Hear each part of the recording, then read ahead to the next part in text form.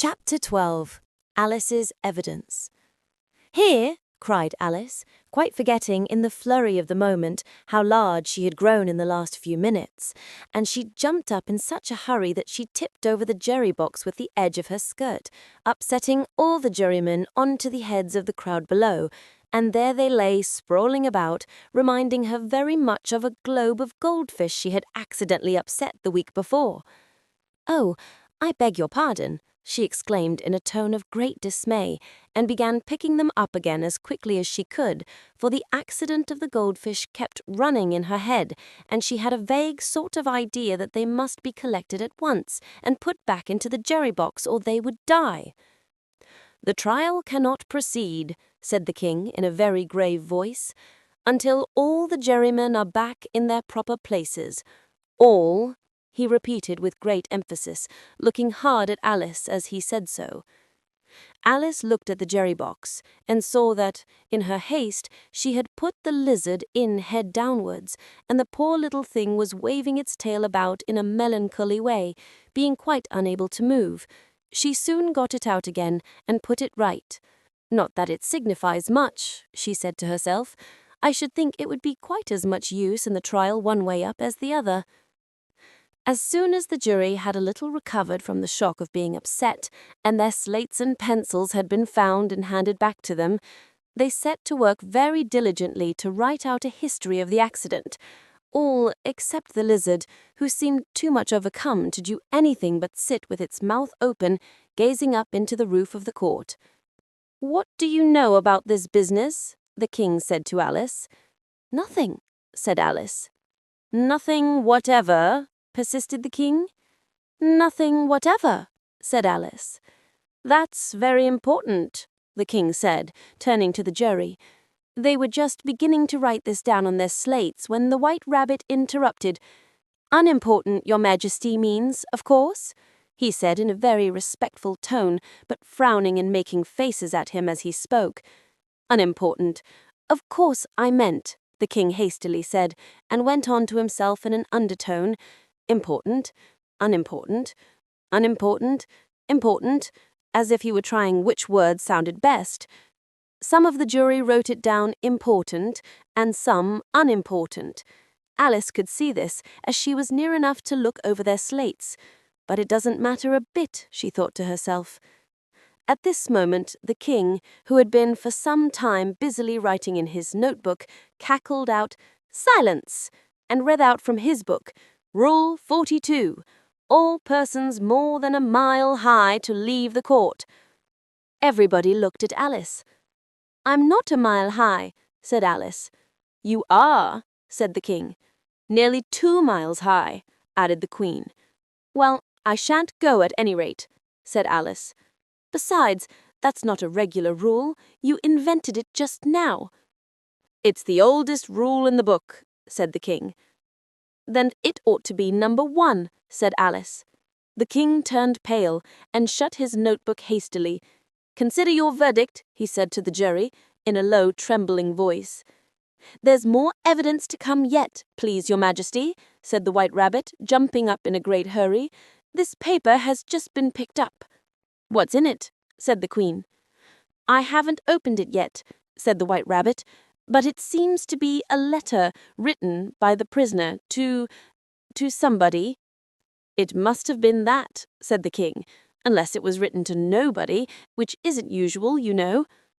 "Who is it directed to?" said one of the jurymen.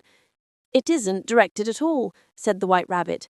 "In fact, there's nothing written on the outside." He unfolded the paper as he spoke, and added, "It isn't a letter at all. It's a set of verses." "Are they in the prisoner's handwriting?" asked another of the jurymen.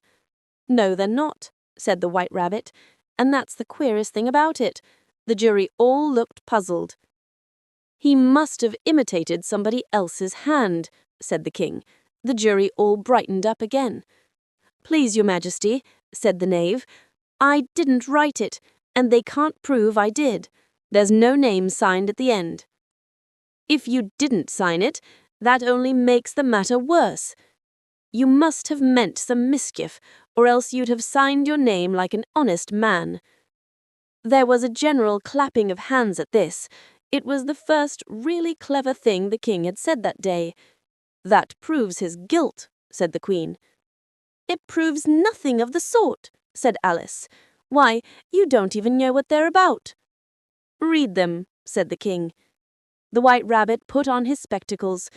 "Where shall I begin, please, Your Majesty?" he asked. "Begin at the beginning," the king said gravely, "and go on till you come to the end. Then stop." These were the verses the White Rabbit read. "They told me you had been to her and mentioned me to him. She gave me a good character, but said I could not swim. He sent them word I had not gone. We know it to be true. If she should push the matter on, what would become of you? I gave her 1, they gave him 2. You gave us 3 or more. They all returned from him to you, though they were mine before. If I or she should chance to be involved in this affair, he trusts to you to set them free, exactly as we were. My notion was that you had been, before she had this fit, an obstacle that came between him and ourselves and it. Don't let him know she liked them best, for this must ever be a secret kept from all the rest between yourself and me." "That's the most important piece of evidence we've heard yet," said the king, rubbing his hands. "So now let the jury—" "If any one of them can explain it," said Alice. She had grown so large in the last few minutes that she wasn't a bit afraid of interrupting him. "I'll give him 6 pence. I don't believe there's an atom of meaning in it." The jury all wrote down on their slates, "She doesn't believe there's an atom of meaning in it." But none of them attempted to explain the paper. "If there's no meaning in it," said the king, "that saves a world of trouble, you know, as we needn't try to find any. And yet I don't know," he went on, spreading out the verses on his knee and looking at them with one eye. "I seem to see some meaning in them after all. Said I could not swim. You can't swim, can you?" he added, turning to the knave. "Do you look like it?" he said, which he certainly did not, being made entirely of cardboard. "All right so far," said the king, and he went on muttering over the verses to himself. "We know it to be true. That's the jury, of course. I gave her 1, they gave him 2. Why, that must be what he did with the tarts, you know. But it goes on, they all returned from him to you. Why, there they are," said the king triumphantly, pointing to the tarts on the table. "Nothing can be clearer than that. Then again, before she had this fit, you never had fits, my dear, I think," he said to the Queen. "Never," said the Queen furiously, throwing an inkstand at the lizard as she spoke. The unfortunate little Bill had left off writing on his slate with 1 finger, as he found it made no mark, but he now hastily began again, using the ink that was trickling down his face as long as it lasted. "Then the words don't fit you," said the king, looking round the court with a smile. There was a dead silence. "It's a pun," the king added in an offended tone, and everybody laughed. "Let the jury consider their verdict," the king said for about the 20th time that day. "No, no," said the Queen. "Sentence first, verdict afterwards." "Stuff and nonsense," said Alice loudly. "The idea of having the sentence first." "Hold your tongue," said the Queen, turning purple. "I won't. Off with her head." The Queen shouted at the top of her voice. Nobody moved. "Who cares for you?" said Alice. She had grown to her full size by this time. "You're nothing but a pack of cards." At this, the whole pack rose up into the air and came flying down upon her. She gave a little scream, half of fright and half of anger, and tried to beat them off, and found herself lying on the bank, with her head in the lap of her sister, who was gently brushing away some dead leaves that had fluttered down from the trees upon her face. "Wake up, Alice, dear," said her sister. "Why, what a long sleep you've had." "Oh, I've had such a curious dream," said Alice, and she told her sister, as well as she could remember them, all these strange adventures of hers that you have just been reading about. And when she had finished, her sister kissed her and said, "It was a curious dream, dear, certainly, but now run in to your tea. It's getting late." So Alice got up and ran off, thinking while she ran, as well she might, what a wonderful dream it had been. But her sister sat still just as she left her, leaning her head on her hand, watching the setting sun, and thinking of little Alice and all her wonderful adventures, till she, too, began dreaming after a fashion, and this was her dream.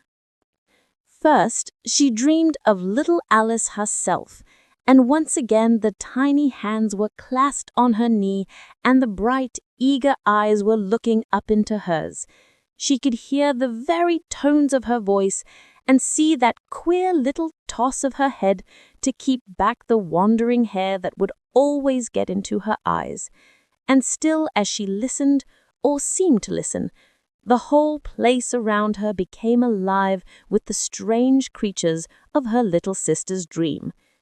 The long grass rustled at her feet as the white rabbit hurried by. The frightened mouse splashed his way through the neighboring pool. She could hear the rattle of the teacups as the March Hare and his friends shared their never-ending meal, and the shrill voice of the Queen ordering off her unfortunate guests to execution. Once more, the pig baby was sneezing on the Duchess's knee, while plates and dishes crashed around it. Once more, the shriek of the griffin, the squeaking of the lizard's slate pencil, and the choking of the suppressed guinea pigs filled the air, mixed up with the distant sobs of the miserable mock turtle. So she sat on, with closed eyes, and half believed herself in Wonderland, though she knew she had but to open them again, and all would change to dull reality. The grass would only be rustling in the wind, and the pool rippling to the waving of the reeds. The rattling teacups would change to tinkling sheep bells, and the Queen's shrill cries to the voice of the shepherd boy. And the sneeze of the baby, the shriek of the griffin, and all the other queer noises would change, she knew, to the confused clamor of the busy farmyard, while the lowing of the cattle in the distance would take the place of the mock turtle's heavy sobs. Lastly, she pictured to herself how this same little sister of hers would, in the aftertime, be herself a grown woman, and how she would keep, through all her riper years, the simple and loving heart of her childhood, and how she would gather about her other little children and make their eyes bright and eager with many a strange tale, perhaps even with the dream of Wonderland of long ago, and how she would feel with all their simple sorrows and find a pleasure in all their simple joys, remembering her own child life and the happy summer days. The end.